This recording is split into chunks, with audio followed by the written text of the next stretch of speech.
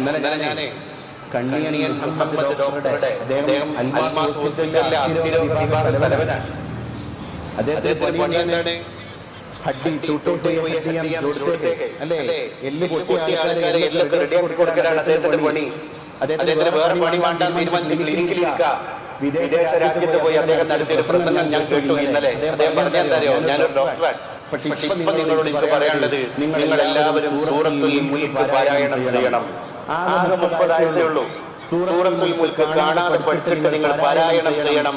ഖബറിൽ അത് നിങ്ങളുടെ കൂട്ടുകാരനാണ്, സ്വർഗത്തിലേക്ക് നിങ്ങളുടെ വഴികാട്ടിയാണ്. ഒരു ഡോക്ടർ, ഒരു അസ്ഥിരോഗ വിദഗ്ധനായ ഡോക്ടർ അതിങ്ങനെ പറഞ്ഞപ്പോ എന്റെ ശരീരത്തിൽ പുളകം കൊണ്ടു ഈ രോമകൂപങ്ങൾക്കിടയിലൂടെ ഒരു കോരിത്തരിപ്പ്.